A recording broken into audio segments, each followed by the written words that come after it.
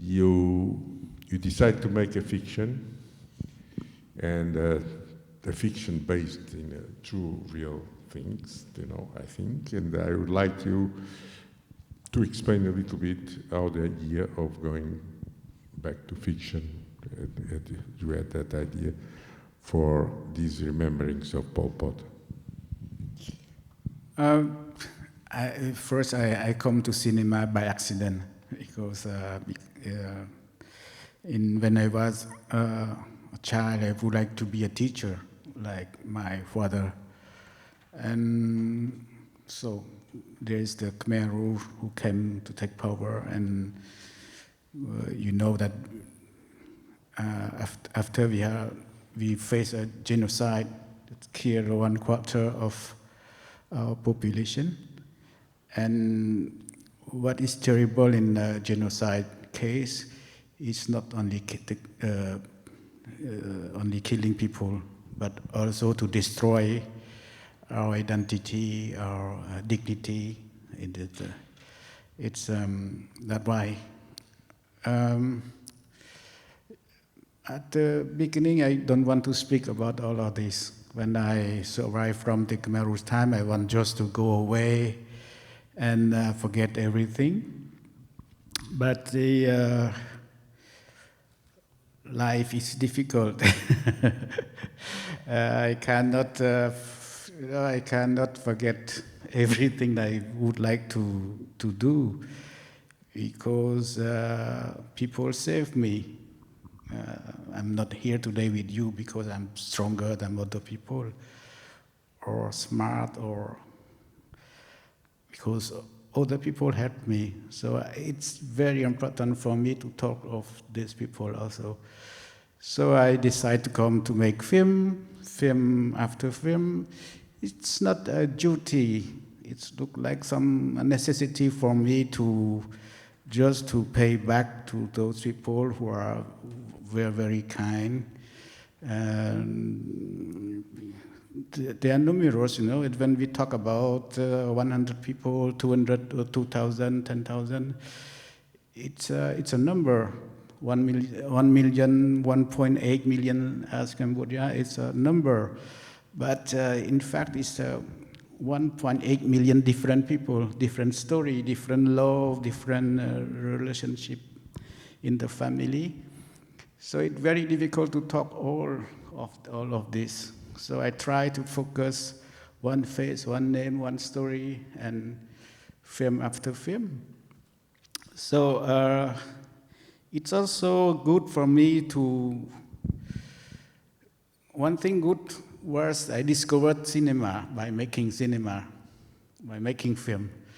And I discovered cinema, I learned cinema, I love cinema, I fall in love with cinema.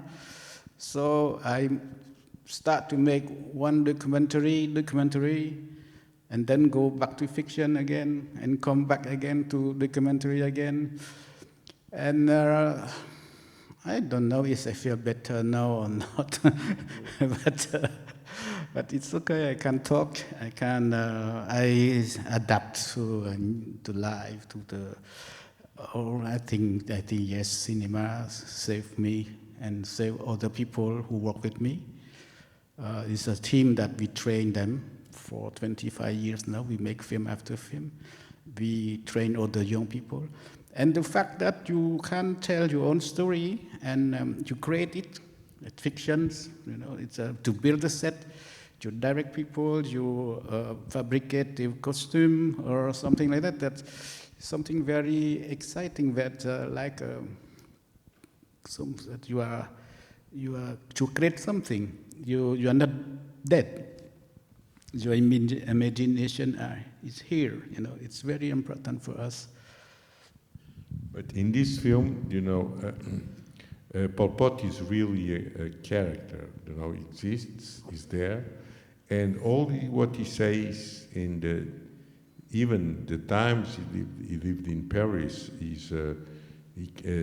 they are historical facts. I think you didn't add what you say. You didn't melodramatize it. You just took what exactly his thinking and all thinking is all cruelty. It's very difficult to make a film about a dictator like Stalin, like Mao, or like Hitler. I think that only Charlie Chaplin will make a good film. Maybe The Fall, The Chute, with yeah. And I don't know who make a good film with a dictator like that. For example, Pol Pot is I have a lot of archive. I did not know him, but I know his assistant, very close assistant. I know also this guy, but I never met him. And I have a lot of archive, but in the archive, Pol Pot is very beautiful man, very smiling, very beautiful. So it's difficult for me to show Pol Pot like this. So I need to make a choice. And of course, he was in Paris. All dictators are not stupid. They are all smart. That's why they can manipulate people easily. And how to build a machine, to build an ideology. His film is about ideology, what is a pure ideology. And we come back to this again today, how manipulate people, how manipulate information. And so I decide after an accident also, because I try to cast Pol Pot to 2 actors, and the last one abandoned me, leave the shooting, leave the crew maybe 2 weeks before. Yeah, before the shooting. So I said, sorry, brother, I just cannot act Pol Pot. And we all already the big painting, costume, everything, but okay. So I have no idea why he left me, why he cannot act. So I try why, because maybe I have to make a choice to put him in the shadow. No need to see him, just to ask him to play very neutral and use the archive from Chris Marker film for the 68, when they fight again in Quartier Latin or Revolution, or everybody are Maoist, Glucksmann, Sartre, la cause du peuple, everybody is Maoist. Nobody want to see what happened. And it's strange because, of course, we understand because these small people fight against imperialism, against American. We are against American. And maybe today we are still against American in certain way. And so when you see the little small people with naked feet fighting this imperialist guy with big machine, B-52, bombing, so nobody want to see who is Pol Pot exactly. The process of genocide from the Khmer Rouge. So we all turn our eyes everywhere else. We become blind because of ideology. But at the origin, we all make revolution for justice, for more freedom. But at the end, the revolution eat their own children. How long you shot? You shot in Cambodia. How long we shot? We shot it during 5 weeks in Cambodia. But for the figurine, I shot it more long time because a lot of figurine to build. And so we add the sequence with figurine. When I did it, I thought, oh, I want something more, and we bring it more. But the film is here more than 10 years. Huh? I'm very slow.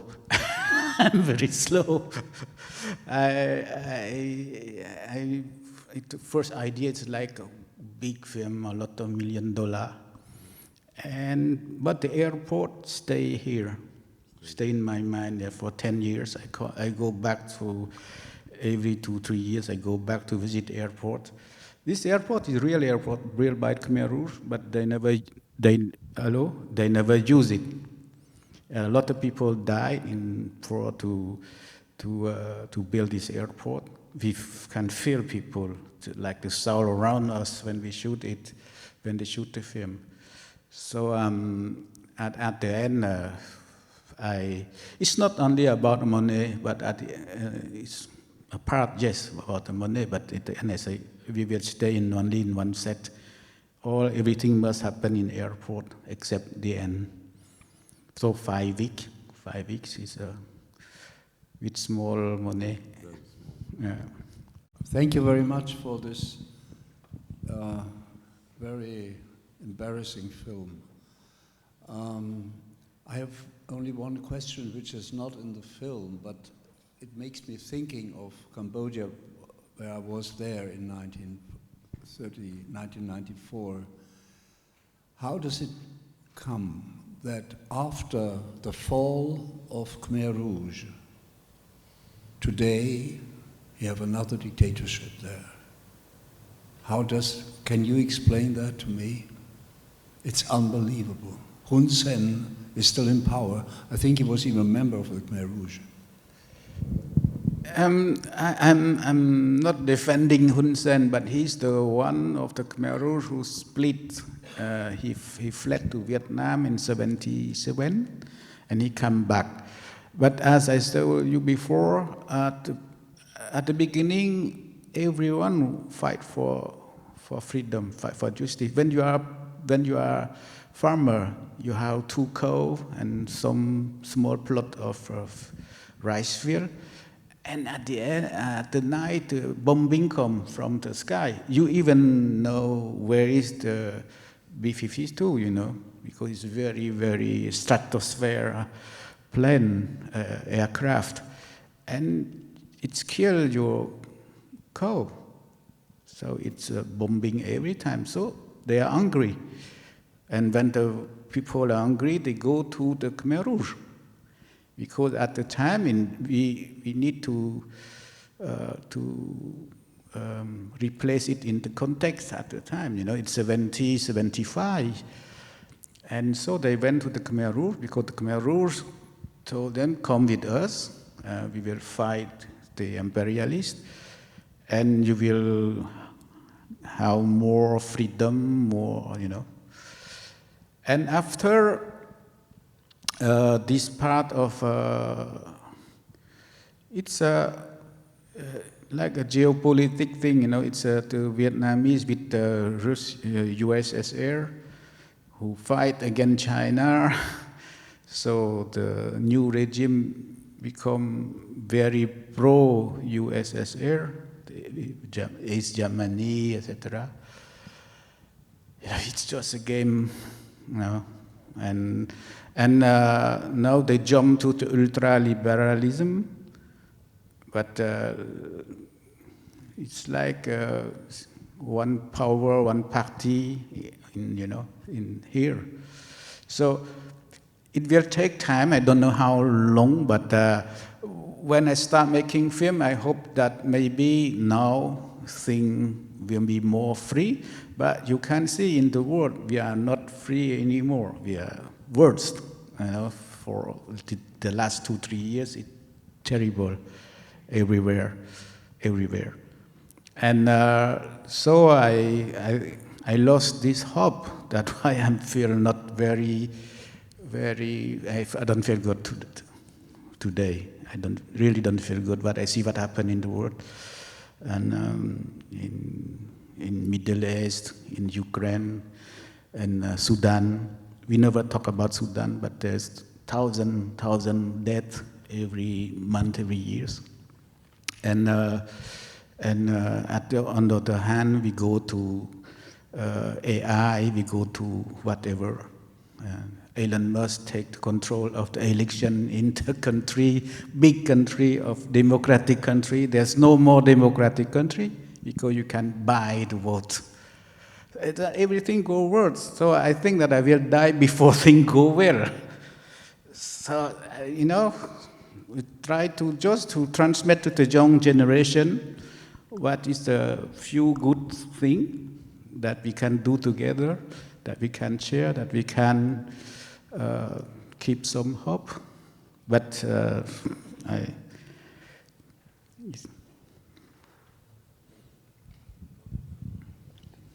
How was difficult for you doing this film?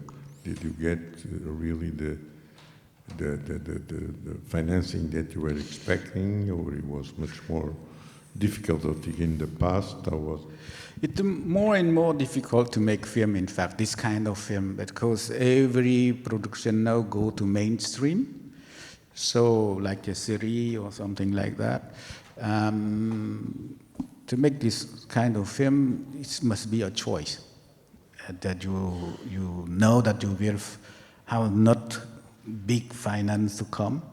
So you have to fight day after day. But the most important is difficult for me, but it also very joyful to make this film, because I start to build a crew like theater play crew, like Molière time, small crew that we eat together in bento. That I try to install a spirit of doing something together. And we spend 7 weeks together with actor, actress, and more with the technician. Beautiful journey. And but it's very difficult now, because financing a film now is more administration thing than artistic choice. When people try to put the money, see gender, color, language, environment, carbon trace, everything, it's just a nightmare. And it's very difficult, maybe not difficult when you make the film in Europe or something like that, but if you want to make the film in the South country, it's very difficult. Is the film going to be shown in Cambodia? Yes, we released it.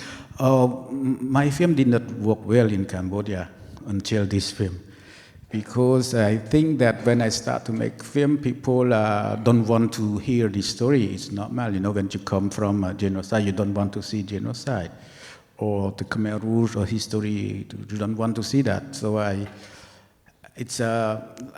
bet on something, I make this because we need this point of view from inside. That when I start this film, but when I screen the film in Cambodia, nobody want to watch my film. And this one, but maybe from missing picture, it start a little bit. And this one, I say, okay, we will go for 1 week. So I put it on the screen 1 week. It was a lot of young people come. And this new generation come to looking for their history, in fact, that their parents don't tell them. So they want to learn what happened to their family, what happened to their country. There are a generation who were born after the Khmer Rouge time. And so they come, and we release it during 7-8 weeks. It's amazing. They talk a lot about the film. They watch the film. They talk with the family, or they come in with their parent, grandparent to watch a film. It's the first time. It's look like that everywhere. In France, the same. Every night when it's released in France in June, every night I have the doctor with the parent come. The parents stay like this. He don't want to talk, and the doctor say, "You see, my friend don't want to talk about his story. It was painful for me not to know what happened in my country." And every night I have a story like that. Every night, so it's a sign of hope that people accept to face their own story. And when you start to face your own story, the new page is possible to to write. Is the film based on a true story? Yes, it's yes, based on two stories from Elizabeth Baker. Yes, there are three people went to Cambodia. Elizabeth Baker, she was a young journalist at the time, one of very rare few women and work in Cambodia and in Vietnam during the Vietnam War. And she's now Cambodia before the Khmer Rouge. So that, and when the Khmer Rouge was in power, they went to the UN. So every year Elizabeth Baker went to UN and to try to ask them to come back to Cambodia to report what happened in Cambodia. That's why maybe the reason that they asked Elizabeth Baker to come back. And with her, there are a photographer, an American photographer, and Scotland, the guy from Scotland, Wales. He's a scholar. He's very, very revolutionary man. He writes found for the Viet Cong or something like that. He wrote a lot of articles for the magazine in England to oppose the Khmer Rouge, the revolution, etc. And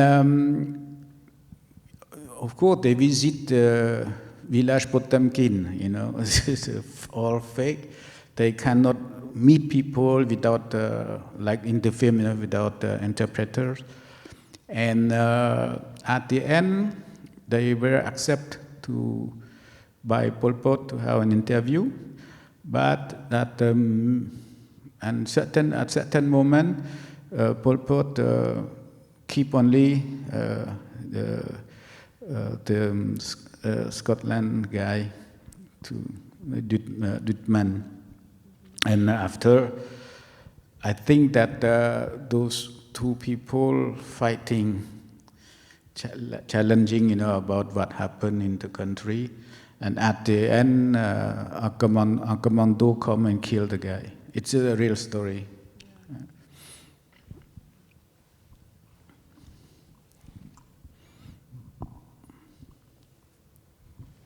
First of all, congratulations for such a great movie. And I'd like to ask you about your process of choosing between what seemed to me as archival imagery and the little wooden sculptures. How was your approach? How was the initial idea behind those choices? I make three different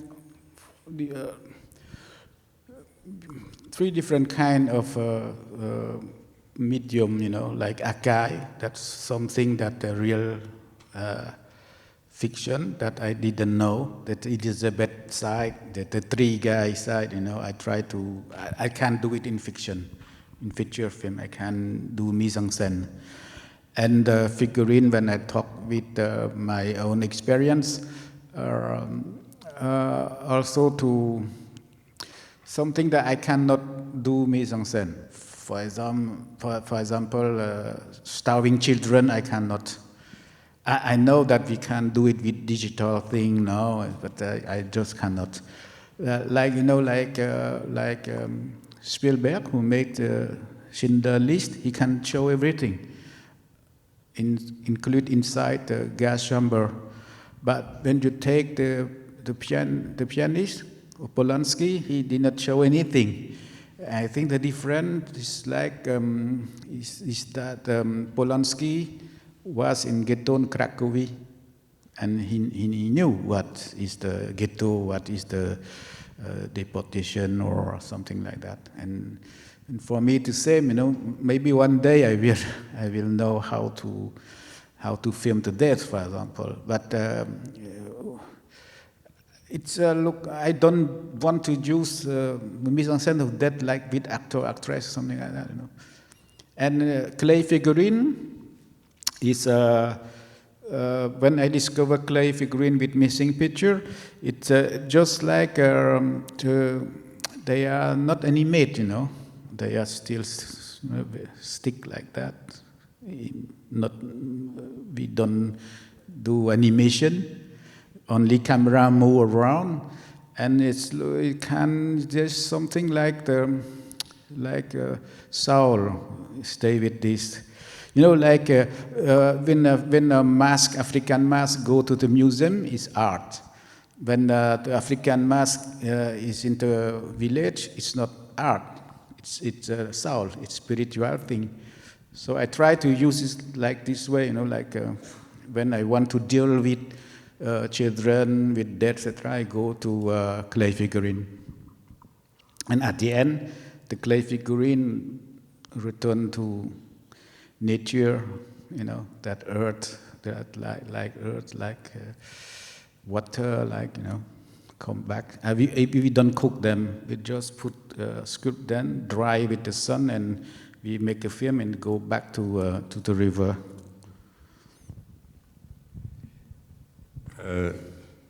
One last question.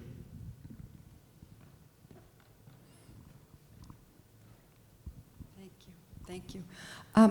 I was in Cambodia about 2 years ago, and I knew the history, and I was so surprised how kind the Cambodian people are. The people that I met, they were just so caring and so lovely, and I was surprised that people that could have so much trauma in their recent history could be that kind.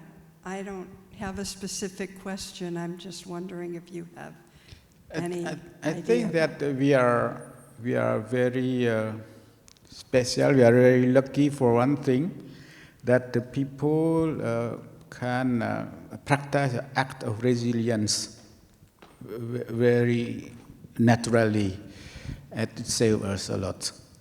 It saves us really.